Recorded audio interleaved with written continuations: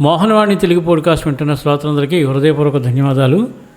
ఈరోజు ఈ షాట్లో భగవంతుడు అన్నిటా ఉన్నానని చెప్పినప్పుడు హిందువులు విగ్రహారాధన ఎందుకు చేస్తారు అనే విషయం గురించి మనం ఇక్కడ తెలుసుకుందాం.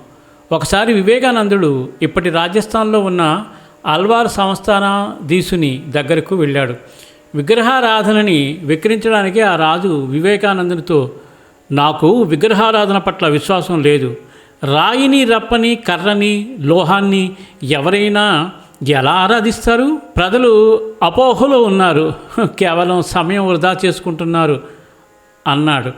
స్వామీజీ నవ్వుతూ స్పందించారు.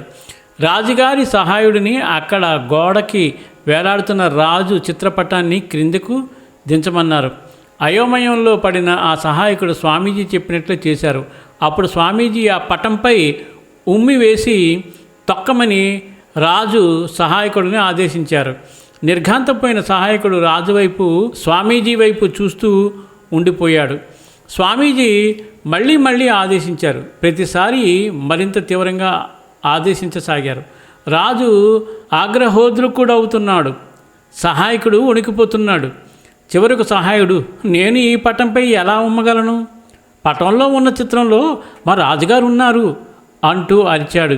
అప్పుడు స్వామీజీ, రాజు నీ ఎదురుగా వ్యక్తిగా కూర్చుని ఉన్నారు. ఆ పటంలో ఉన్నది ఒక కాగితం మాత్రమే. అది మాట్లాడలేదు, వినలేదు, కదలలేదు. కానీ నువ్వు ఆ పటంపై ఉమ్మి వేయనంటున్నావు, తొక్కనంటున్నావు. ఎందుకంటే నువ్వు ఆ పటంలో నీ రాజుని చూసుకుంటున్నావు కాబట్టి ఉమ్మి వేయనంటున్నావు. ఆ పటం మీద ఉమ్మితే నీ రాజు మీద ఉమ్మినట్లని నువ్వు అనుకుంటున్నావు, అంతేనా అన్నారు. స్వామీజీని చూసిన రాజు స్వామీజీ ముందర సాష్టాంగపడ్డాడు. స్వామి, మీరు చెప్పదలుచుకున్నది నాకు పూర్తిగా అర్థమైందని ఆ రాజు చెప్పాడు. ఇదే విగ్రహారాధన యొక్క సారము. భగవంతుడు అన్ని చోట్ల ఉన్నాడు, కానీ మనం ఆయన్ని పూజించాలనుకుంటాము, కోరికలను కోరాలనుకుంటాము, నివేదన చేద్దామనుకుంటాము, కథలు చెప్పాలని అనుకుంటాము, స్నానం చేయించాలని అనుకుంటాము, ఆడుకోవాలనుకుంటాము. మనం మన జీవితాలతో ఏమి చేస్తామో అన్నీ భగవంతునితో చేయించాలని అనుకుంటాము.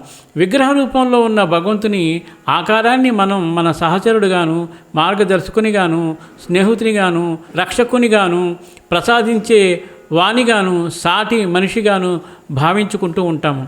విగ్రహం మనం చూడగలిగే ఆ దేవదేవుని యథార్థ ప్రతినిధి.